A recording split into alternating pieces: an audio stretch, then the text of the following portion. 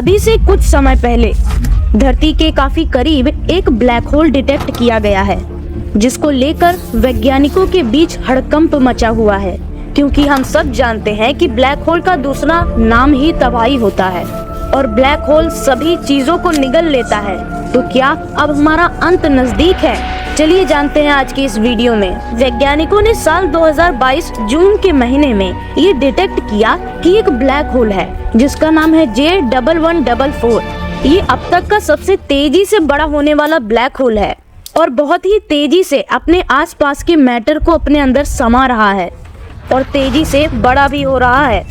वैज्ञानिकों के अनुसार इस ब्लैक होल का मास हमारे पूरे सौर मंडल के मास से 3 बिलियन गुना ज्यादा है। और आप विश्वास नहीं करोगे कि ये ब्लैक होल जिस स्पीड से हर सेकंड अपनी तरफ धरती के मास को खींच रहा है और अपने अंदर समा रहा है, वो एक रिकॉर्ड बन चुका है जिसे आज तक न कोई चीज तोड़ पाई है, ना ही आगे तोड़ सकेगी। वैज्ञानिकों के अनुसार करीब 9 बिलियन लाइट ईयर दूर ऐसी कोई चीज एग्जिस्ट ही नहीं करती। लेकिन अगर मान लें कि कोई बहुत बड़ा ब्लैक होल हमारे सूरज की जगह पर आ जाए या फिर हमारे सोलर सिस्टम के आसपास भी आ जाए तो तबाही तो पक्की है। लेकिन ये ब्लैक होल हम लोगों को अपनी तरफ नहीं खींच पाएगा, क्योंकि जो ब्लैक होल हमारे सूरज की साइज का होता है उसका पॉइंट ऑफ नो रिटर्न या यूं कहे इवेंट होराइजन केवल 3 किलोमीटर आगे तक ही होता है। पर इतने बड़े न होने के बावजूद भी इन ब्लैक होल्स का अक्रिएशन डिस्क इतना गर्म होता है कि अगर वो हमारी सूरज की जगह पर आ गए तो धरती पर मौजूद सभी ओशियंस और हमें इवोपराइज कर देंगे, जिसकी वजह से हमारी धरती की हालत वीनस ग्रह यानी कि शुक्र ग्रह की तरह नर्क के समान हो जाएगी। और इवोपरेट हुई चीजों की वजह से हमारी धरती का भी वातावरण डेंस होने लगेगा और धीरे धीरे कर वीनस और अर्थ दोनों का ही मास बाहर अंतरिक्ष में जाने लगेगा। और उसके बाद वीनस, मून, अर्थ ये तीनों ही अपनी जगह से विचलित होने लगेंगे और ऑर्बिट से विचलित होने के बाद लड़खड़ाने लगेंगे। पर अगर हमारे सूरज की जगह J1144 ब्लैक होल की जगह गाइया BH1 जो कि हमारे बगल अभी डिस्कवर हुआ है उसके जैसा ही कोई शांत ब्लैक होल होता तो क्या होता? जी हाँ, अभी तक तो वैज्ञानिकों को यही लगता था कि हमारे ब्रह्मांड का हर एक ब्लैक होल J1144 जैसा मैटर का भूखा होता है। लेकिन इस साल जब वैज्ञानिकों ने गाइया BH1 ब्लैक होल की डिस्कवरी की तब उन्हें पता चला कि ब्लैक होल शांत और डोरमेट भी हो सकते हैं। जी हाँ, ये गाइया BH1 बहुत ही शांत ब्लैक होल है जो कि हमारी सूरज से 10 से 12 गुना ज्यादा भारी होने के बावजूद भी अपने आसपास चक्कर लगाने वाले तारों को अपने अंदर नहीं खींच रहा और वो तारे हमारी पृथ्वी की तरह इस ब्लैक होल के आसपास चक्कर लगा रहे हैं। अब इस ब्लैक होल का ये बिहेवियर काफी अनोखा और हैरान कर देने वाला है। हम सभी जानते हैं कि ब्लैक होल का यही नेचर होता है कि वो अपने आसपास मौजूद सभी चीजों को अपने अंदर खींच ले और यहाँ तक कि लाइट को भी।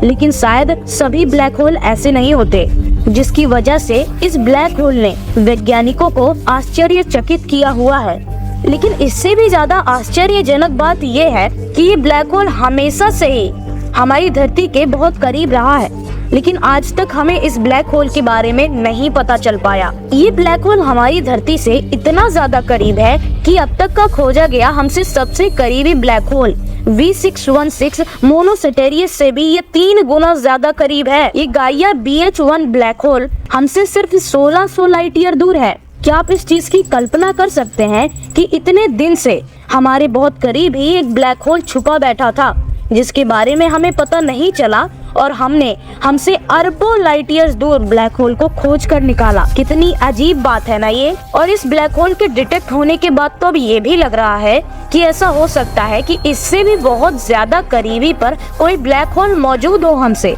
लेकिन उसे अभी तक हम डिटेक्ट नहीं कर पाए हो। पर सवाल तो ये उठता है कि आखिर इतने दिनों से हमें इस ब्लैक होल के बारे में पता क्यों नहीं चल पाया? तो इसका कारण ये है कि इस तरह के शांत स्वभाव के ब्लैक होल अपने आसपास मौजूद ब्लैक होल को निगलते नहीं हैं, जिसकी वजह से इनके आसपास अक्रीशन डिस्क भी मौजूद नहीं होती और ये ब्लैक होल्स एक्सरे भी एमिट नहीं करते और बहुत ही कम मास को निगलने की वजह से इनसे हॉकिंग रेडिएशन भी बहुत ही कम निकलता है, जिसकी वजह से ऐसे ब्लैक होल साइंटिस्टों की पकड़ में जल्दी से नहीं आते और ब्रह्मांड के किसी अंधेरे क्षेत्र में बैठकर अपने शिकार का इंतजार करते हैं। लेकिन चाहे जो भी हो, अब वैज्ञानिकों को इस तरह के ब्लैक होल्स को भी खोजना आ गया है, जिस वजह से अब वैज्ञानिक इस तरह के शांत स्वभाव और डोरमेट ब्लैक होल्स को भी खोजने में सक्षम हैं। लेकिन अब वैज्ञानिक ये खोजने में लगे हुए हैं कि ये ब्लैक होल्स किस तरह की तबाही मचा सकते हैं, क्योंकि चाहे ब्लैक होल वायलेंट हो या शांत, इस ब्लैक होल को किसी बेसिक से स्पेस ऑब्जेक्ट के रूप में तो वैज्ञानिक कभी नहीं मान सकते। हाल ही में एक इंटरेस्टिंग केस मिला है जिसमें ऐसे ही सिमिलर ब्लैक होल को ऑब्जर्व किया गया है। जब इसका क्रिएशन हुआ तब इस ब्लैक होल ने अपने क्रिएशन स्टार के एक एक पार्टिकल को अपने अंदर खींच लिया और समा लिया, जबकि ऐसा नहीं होता है। इसी के विपरीत अगर किसी ब्लैक होल का जन्म हुआ है जिस तारे के मरने से, तब उसके सबूत किसी डस्ट क्लाउड या फिर शॉक वेव्स के रूप में उस ब्लैक होल के आसपास जरूर मौजूद होते हैं। लेकिन हमारे सूरज से करीब 9 गुना ज्यादा भारी इस VFTS 243 ब्लैक होल के मामले में ऐसा कुछ नहीं दिखाई दिया। इस केस में हमें सिर्फ इतना दिखा कि ये ब्लैक होल हमारे सूरज से 25 गुना ज्यादा भारी एक ब्लू सुपर जायंट स्टार का चक्कर लगा रहा है, और वो भी उस तारे को बिना कोई नुकसान पहुंचाए। इस ब्लैक होल के शांत स्वभाव की वजह से हमें इतना तो पता चलता है कि शायद फ्यूचर में काइया BH1 हमारे सौरमंडल के लिए, हम लोगों के लिए एक बड़ा खतरा साबित हो सकता है, क्योंकि ये जिस कॉन्स्टिलेशन में डिटेक्ट हुआ है उसका नाम है ऑप्हिउकस कॉन्स्टिलेशन, और ये वही कॉन्स्टिलेशन है जिसमें 1604 में एक जाने माने एस्ट्रोनॉमर जोहानस केपलर ने एक सुपरनोवा को डिटेक्ट किया जिसको नाम दिया गया 1604। और ये सुपरनोवा इतना ज्यादा विशाल था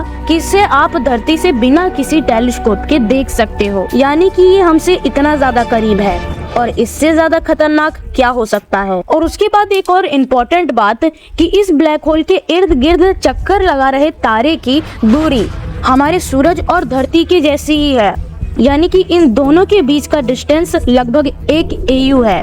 और दूसरी और सबसे इम्पोर्टेंट बात कि इस कॉन्स्टिलेशन में माइथल आइसोसाइनेट, स्पेस शुगर, ग्लाइकोलेल्डिहाइड, जिनका संबंध लाइफ के बेसिक इंग्रेडिएंट यानी कि RNA सिंथेसिस से है। यानी कि क्या ये गाइया BH1 एक साइलेंट किलर ब्लैक होल है जिसने दबे पांव आकर धरती जैसे फलते फूलते प्लेनेट को निगल लिया। स्पेस शुगर और ऐसे ही बहुत सारे इम्पोर्टेंट इंग्रेडिएंट्स जो कि लाइफ के लिए बहुत ज्यादा इम्पोर्टेंट होते हैं, शायद वो उन्हीं जीव जंतुओं के बचे खुचे अवशेष हैं। और इनमें से सबसे ज्यादा इम्पोर्टेंट, क्या अगला नंबर हमारा है? हमें नीचे कमेंट्स में जरूर बताइएगा।